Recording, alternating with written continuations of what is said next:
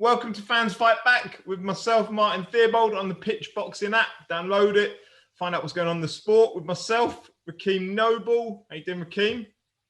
I'm good, man. Yourself? You've changed your background banner. It's still there, but you've slung it over something. I like it. It's more casual. I've gotten lazy. I gotta say, you've been in this game for a couple months. You get lazy. Not the same. Still branded though with the top. I like it. Still doing it. And with James Sunderland, how you doing, James? Up north? Yeah, good mate. You're good. You well? I'm good, man. I'm too hot. I don't care. Like people say, oh, don't whinge about the weather. I will whinge about the weather. It's too hot. Right. So it's working from home is a bit easier, but still not the one, is it? No, I've been in the office this week, and I'll continue to do so because they've got aircon. Yeah, that's a shout. Yeah. So, nah, man, we're not designed for it in this country. It's not right. Agreed. But yeah, Fans Fight Back. Anyway, that's what we're here for. Not to whinge about the weather. Well, the only boxing show where you don't have to pay £750 to get into a garden. You get to see it for free. If I turn my camera, you can see mine for free. You don't even have to pay for that. £750 plus the £50 administration fee for the online booking. That's true. What a bargain. What a bargain to see Shannon Courtney against someone. Anyway, we're going to come on to that. That's all to come. What we're going to start with, though, Joyce Takam. Who we got? I'm going to say Joyce. It's a fight that Joyce is meant to win. He's, WBO number 2, number 3. Takam, don't get me wrong, Takam's a good fighter. Solid competition. But, is he? Well, he went 12 rounds of AJ. Went a bit of a distance, was pretty much beating Chisora till he got hit by that one bang. Yeah, he's a decent competition, decent level gatekeeper. I think Joyce will get through him. I don't think it'll be easy, but I think he'll get through him in the later rounds. I think you couldn't find a better... If you look at like the trajectory of Takam's career, he's gone from absolutely nowhere to being handpicked for Joshua at the 11th hour to then going a few rounds with Chisora and getting iced.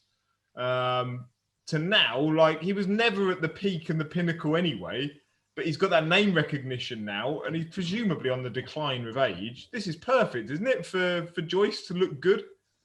You would think so. You put one solid performance against the top heavyweight, and your name goes around, and you're getting around for come back to more and more shows.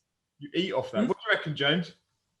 Yeah, I think on the one hand, I agree with what Rakeem's saying. It's that name recognition, but other than marking time, what does Joyce get from it? He can't do anything, which British boxing fans haven't seen someone else do before. Exactly. Unless he just starches him in a round, but even then, he's done, he's washed, all that. But I think when you look at Joyce in isolation, I think fair play, like that's what we want as boxing fans. And I know when you look at the boxers he's fought, it's surprising how few fights he's had in comparison to some of the others that, you know, learning on the job. How many times you hear that? Jesus Christ. And it's, I don't see what Joyce gets from it other than keeping busy.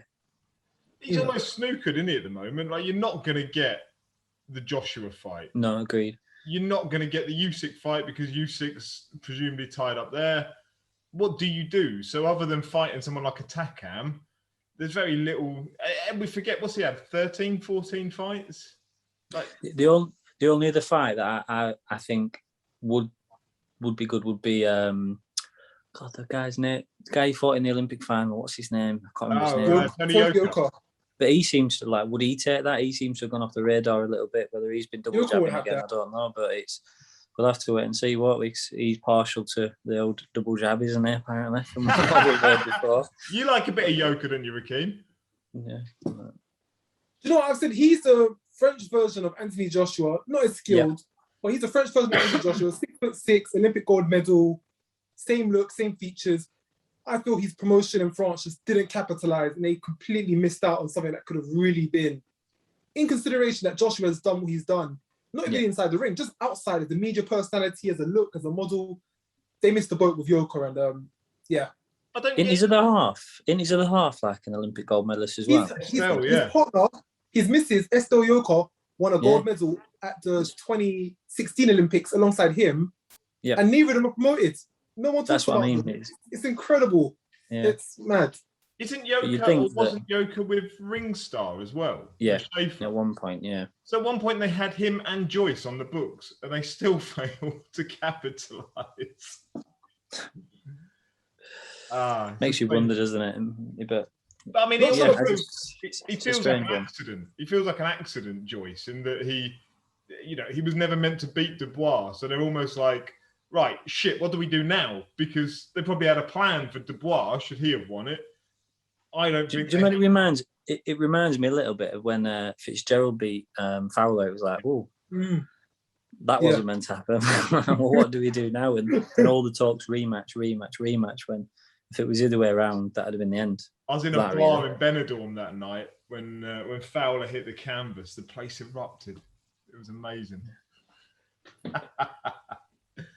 Oh, poor old Fowler with CBD. Undercard of it, Chris Jenkins, Echo Esserman. That's a quality fight. Well, it was meant to happen back in March, wasn't it? But It was, yeah. Chris Jenkins had an ear injury. Yeah. What do you know about Jenkins? I mean, he's got such a storied career of people that he's been in with, people that he was meant to be in with, and he's always blighted by those cuts above his eyes. Cuts, yeah. They just seem to, they're always going to be a problem for him. I can see Esserman winning this almost by default. Yeah, it's a proper, I suppose you'd call it a trade fight, wouldn't you? Boxing fans would be up for that probably more than the main event, to be honest. And yeah, it'd be good domestic scrap. Should be, but again, that sort of, and I think I agree with what you're saying. I think good, evenly matched domestic opponents, they generally do go into the second half of the fight, don't they? They're not like quick jobs. And for someone like Jenkins, is how many times, if you would say you're going to do 12, you're going to go into the later rounds 4 times, you'd fancy him to get cut at least twice. Yeah, if I was Esserman, my entire game plan would be take it into later rounds and then start getting in close and just see what you can do. Like if there's an accidental clash of heads somewhere, just make sure, he's got the nickname The Engine. He can go. I saw him against Curtis Felix down at York Hall. He's different class, Esserman. Absolutely different class. He's a real good fighter. But I love Chris Jenkins. I'm not convinced he's a welterweight, is he? Kind of ended up there by accident to take on Johnny Garton. He's a super lightweight. Actually, he's a super lightweight. He took the chance at welterweight and he scored with it. We all know about Jenkins. He can box. We all know he can get in and out. Look at the prize fight, for example. You got the prize fight. Our shows he can box in and out. How many years ago is that? And do you know what's funny with that? Right, he was never meant to win that prize fight. You know Dave Evans, didn't you, Rakeem? The whip. Yeah. He told me about it before. That Chris sold about 3 tickets for that from Wales. Went down.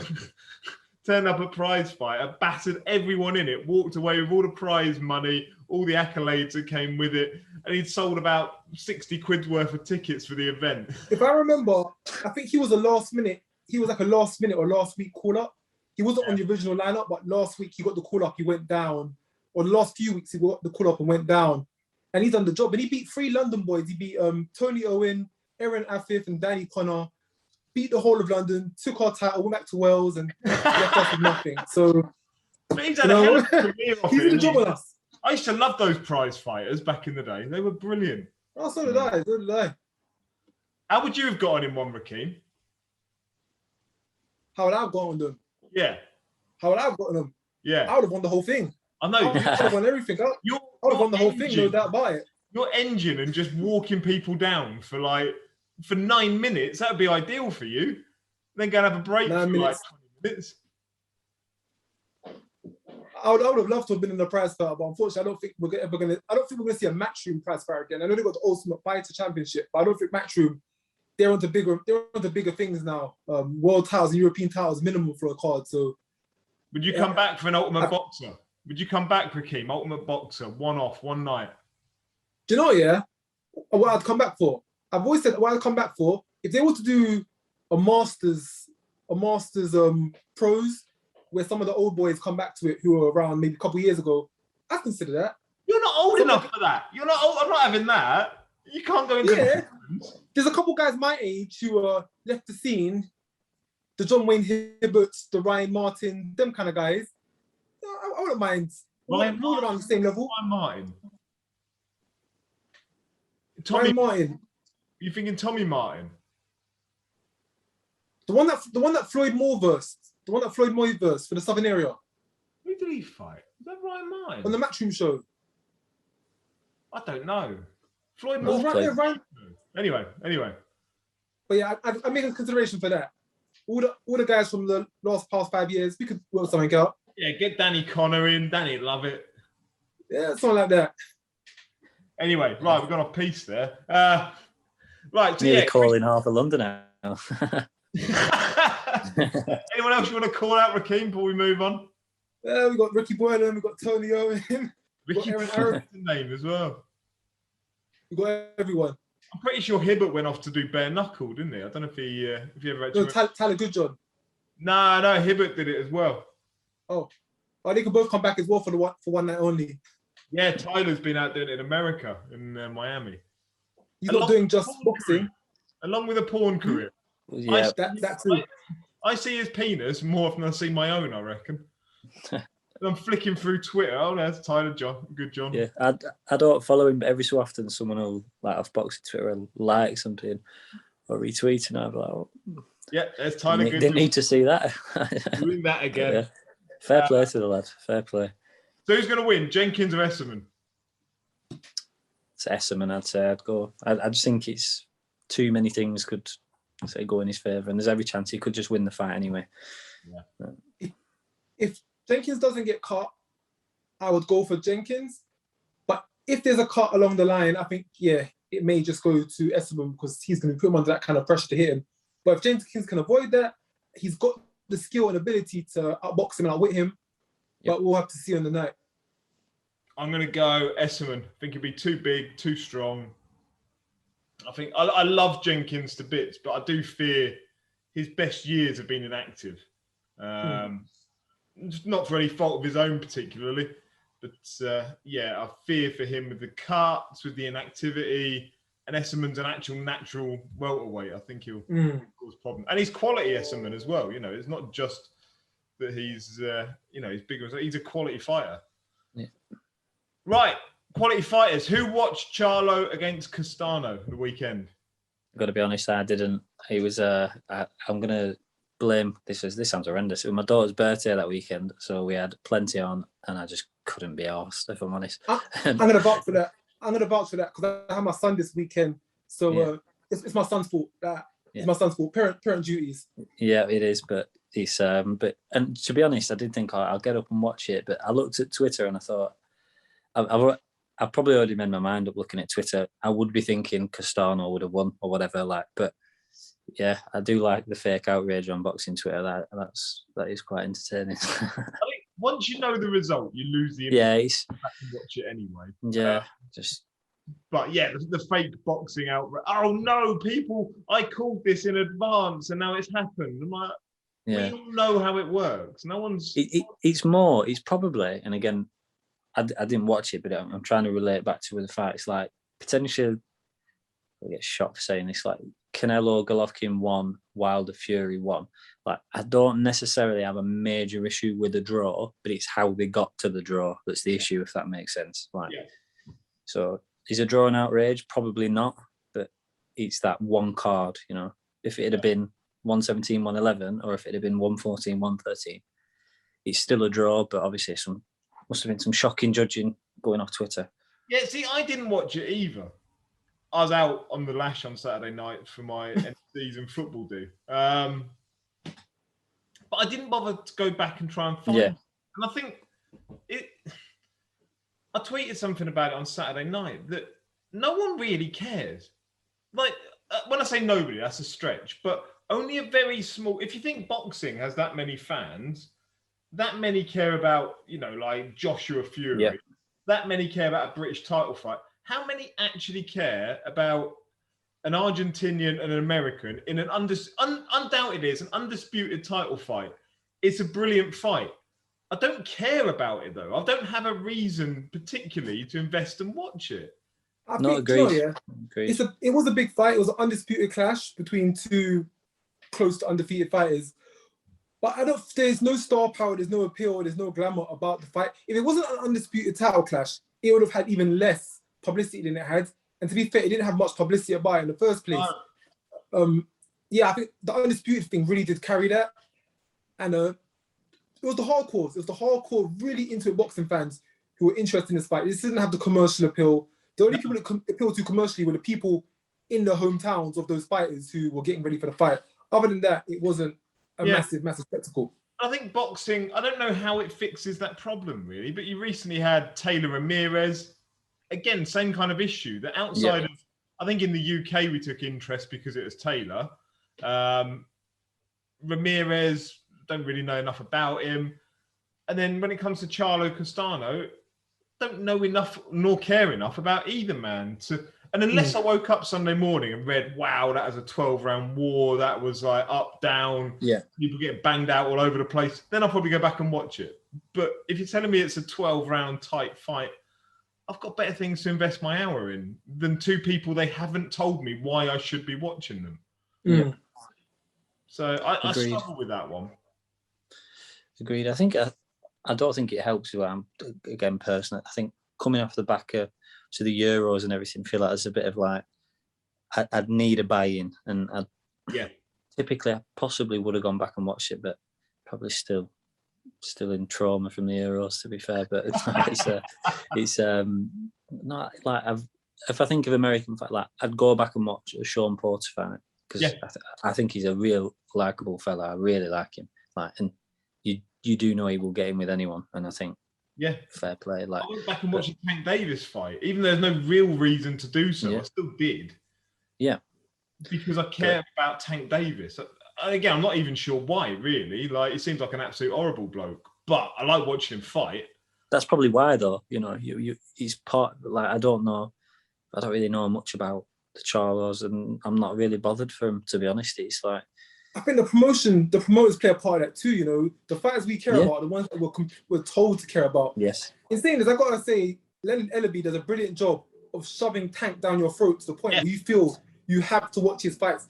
The Charlos, they need a Leonard Ellaby. They need a guy on Twitter somewhere out there just bigging him up all the time, constantly telling you why he's good, why he's this, why he's that.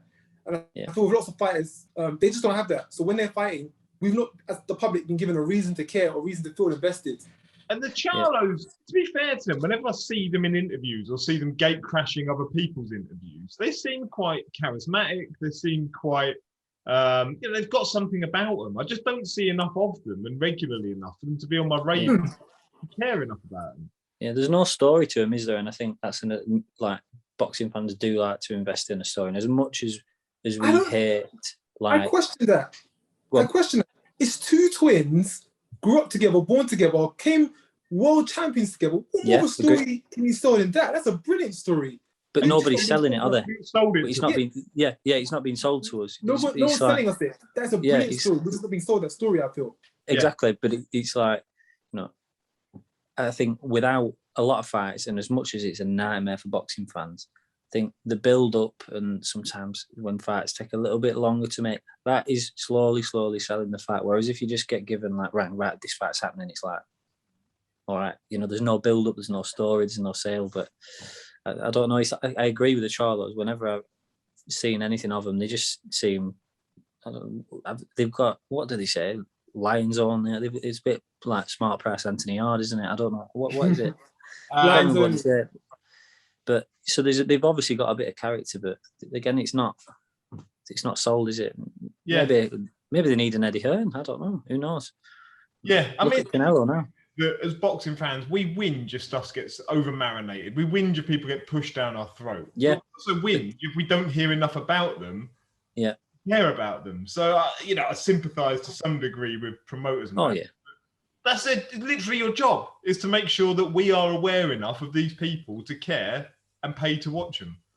But it's even like with, obviously, Canelo's always been a massive star, but the content and stuff that Matchroom have done around Canelo, it's like, I don't know what the right word is.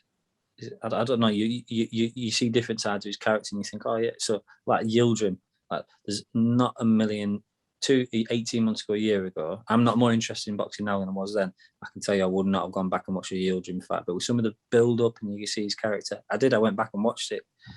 But yeah, I think that side of things, if you were to get some sort of documentary on there, it might be out there, probably talking rubbish, but and see a bit more of the character, then maybe you'd buy into him a bit more. But it's just, I just don't, if I'm honest. But that must be a hell of a story somewhere sat around the child. As you say, Rakeem, brought up together, twins, presumably learned to box together, must have, grown up around the same people, the same circles. Same households. Yeah, they could provide that compelling story that would make you want to buy into them. It's like the Smith Bros, like they are, a lot of that is sold on the fact that they're all brothers individually, or they, stand out amazing, but there's that collective storyline there, isn't there? But yeah, I agree. No, I agree. The fact that not one of us has gone back and watched an undisputed title. There's an awful lot about the undisputed title fight, and I'm sure it's quality, and I'm sure they're brilliant fighters, but you haven't shown me why I should watch them. Right, let's move on from a fight that was there and we didn't watch to a fight that isn't there, so we won't get to watch it until October. Fury Wilder. Oh, where do we start? Where do we start? With this whole... Where do we start without getting sued, Rakeem? Yeah. I'll hold my tongue on certain parts of this. But let me just say, with Fury Wilder, it's been going on for so long now. I thought they could have had 5 installments by now of their fight. It's been going so back and forth. Pull-outs, delays, cancellations, arbitrations. I think everything's pretty much happened in the book that could possibly happen, plus a bit more. Fury around Las Vegas at casinos, at car dealerships, Joseph Parker at UFC fights, and that's when they have COVID. Let me just say, last night in the WWE pay-per-view, John Cena came back. I thought that this is all somehow linked together in entertainment storylines, because you just don't know what's going to happen next in this whole Wilder Fury storyline. I think you could see John Cena enter the fray or Brock Lesnar enter the fray, because it just seems so mad. WBC would rank him, that'll be fine. That's just, who wants and needs this now? Wilder didn't look like it. Obviously, he's whatever, but he didn't look interested. See, Fury's probably not interested. It's just, does anyone want or need it? I think Wilder's more, for financial reasons, Wilder's more interested in this fight than Fury's. Wilder wants this fight to go ahead. Fury, I can understand why he's probably not so interested in this fight going ahead. And if there's a reason to find a way to get out of it, he's probably going to try and work his way out of it. The only thing that stands is, of course, the arbitration clause. He can't get out of it. He's going to have to, sooner or later, take this up. So maybe he does have COVID. Maybe he is walking around Las Vegas just spreading COVID everywhere. But eventually he's going to have to face Wilder. He can't have anything else other than that or around that. So, but I agreed. But there is not one bit of me that thinks he's like, it's not scared. Swerving him, ducking out.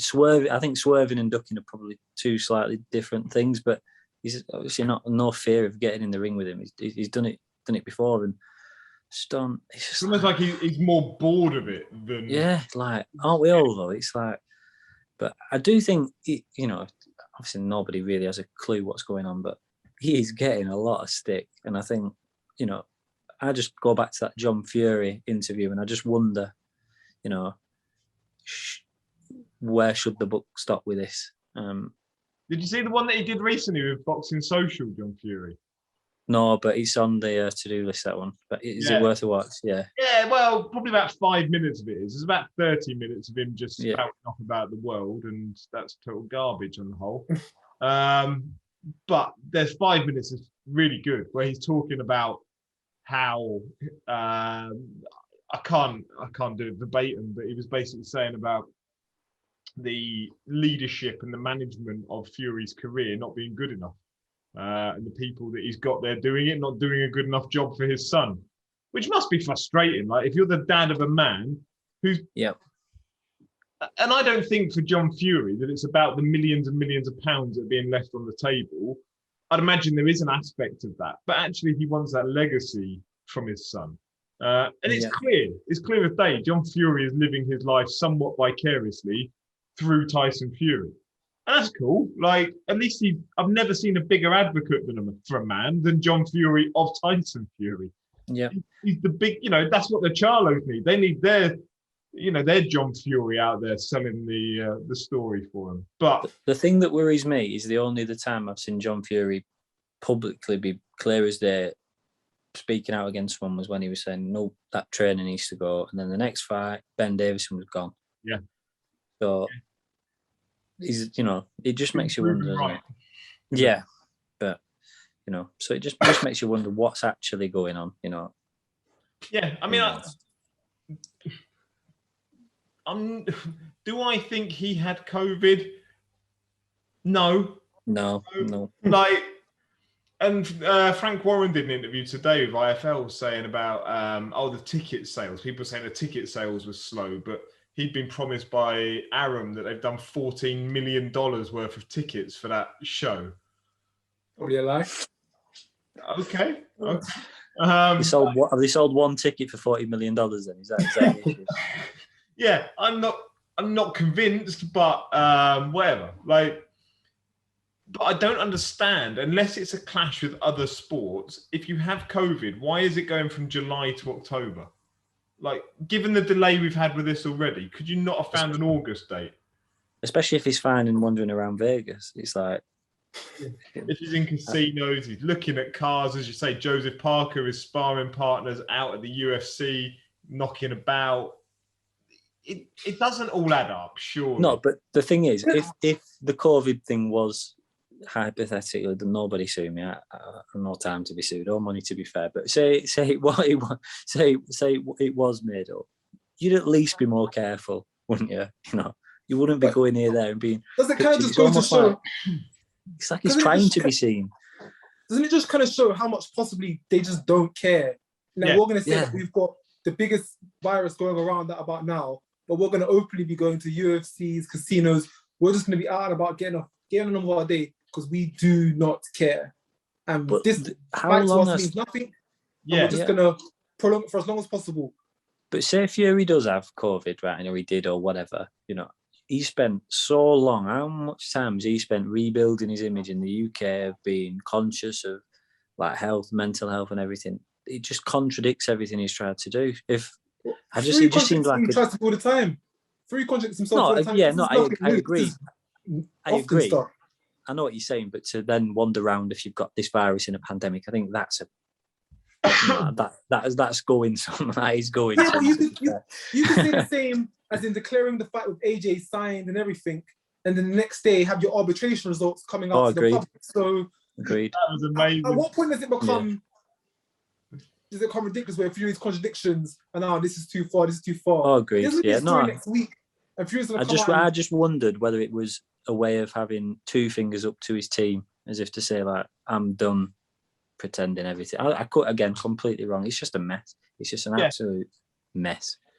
Do you remember there was a certain fighter recently? I'm not going to say the name because that will probably get in trouble. There was a certain fighter who was fighting in a world title fight. That world title fight kept getting pushed back, and then we were told it was a hand injury was one of the reasons it got pushed back, and then it got moved location. When I say location, it got moved country. Yeah, And then his trainer put up a picture of him some video footage of him sparring the next day, and then had to take it back down very quickly. Yeah, he just called off a world title fight with a hand injury. Yeah. So at least they had the sense to come up with a cover story, stupidly release some footage, and then take it down. Was this fight in question meant to be on a certain TV channel, and then it was no longer on that TV? Yeah, on a different TV channel. But yeah, at least they had the sense to carry on the narrative. Whereas it does feel with Fury, as you say, it feels like two fingers up. It's just a mess. And I think the fact that John Fury and the quotes I've seen in the bits and bobs is almost it's like apologetic on the team or his son's behalf to Eddie Hearn a little bit. Yeah, he is. That surprises me. He was in that Boxing Social one saying he was the only one going out trying to make this fight. Nobody else was really trying. It's just a mess. Do you reckon we'll see it in October? I don't really care. Honestly, I don't really care. I want to see it in October because I want us to get that step closer to Joshua, Fury undisputed UK. At this point, I'll take Joshua Dylan White undisputed in the UK. I just want to see an undisputed heavyweight title fight in the UK before 2021's over.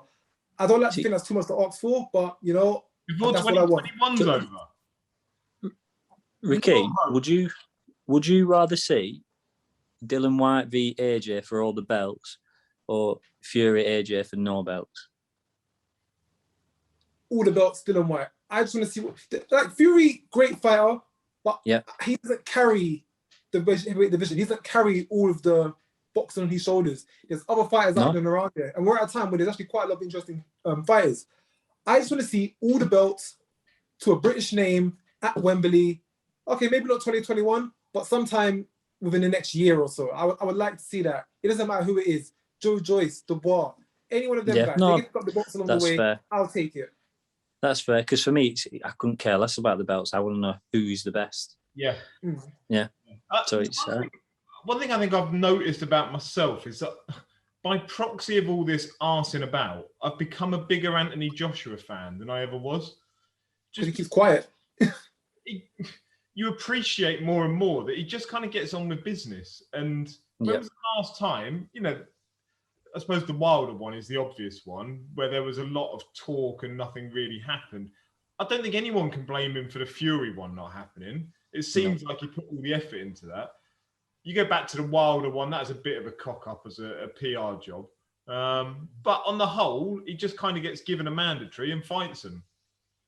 Gets on. Do you know what I feel with Joshua as well? I think it's helpful that he says less, because then there's no expectation on his shoulders. The reason we're all jumping down Fury's throat is because he's putting out tweets, videos, fight signs, got the fight coming up, big news coming up. He was playing it in. He was playing us all along. So when it backfired and hit the fan, we all went to Fury saying, you said this, you said that. AJ just posts up inspirational tweets every other day talking about gardeners or... Yeah, let's cut them as well. We don't need them. No. We don't need them. By the end of the day, no one's getting mad at them. No one's getting mad that the fight got cancelled and you was posting about gardeners or checkers, not chess, whatever. Fury puts himself in it. He puts his foot right into it. And that's why when the backlash comes, we go to Fury. Agreed. But I think once they both say they don't fight, I think if you were to look back at both of their careers, I think Fury is a fan, and I like both. I'm probably more pro Fury than Joshua, but I could say I'd look back on Fury's career and think you've given me as a fan more like era-defining nights than AJ has if he doesn't fight Fury. I would rather watch one elite fight, as in Fury AJ, Fury Wilder, AJ Wilder, than Povetkin, Parker. Because I think the Ruiz thing is getting has been given some absolute extra gas by Eddie Hearn. Let's just see for what it was. Like, a tubby little Mexican turned up and turned your man over, and then your man did a proper job on him in the return. Cool. But it gets sugar-coated to be a lot better than what Ruiz was. Yeah. You know, Ruiz struggled in his last fight out. Ruiz lost to Joseph Parker. We've seen what Joseph Parker is over the years. You know, he's at gatekeeper level. Yeah. Like, it was an accident that Ruiz turned up and skittled Joshua. It wasn't meant to happen. It wasn't. Ruiz turned up, Joshua turned down. They took him a bit lightly. They didn't see it as the threat. It was a showcase. Ruiz, credit to him, fair play. Both hands, took the chance, changed his life, and he couldn't do it again. Lightning couldn't strike twice. He couldn't do it again. But I'm with you, James. When they both retire, say they both retired tomorrow, I would remember more of Fury's fights, even though there were less of them that were relevant. I would struggle to remember, you know, I struggle to remember now the Pulev fight. Yeah. It's not necessarily a criticism. It was a mandatory. He had to do it or else he'd get the belt taken off him. But I don't care for it. No, and I think that's the thing. And I think that it's like, what do you want to see? You want to see the best v the best. And I think it's, you know, I think AJ has got the better resume. He's been more active, more consistent, more reliable. But he hasn't called that top tier. Yeah, and it's obviously the Klitschko one.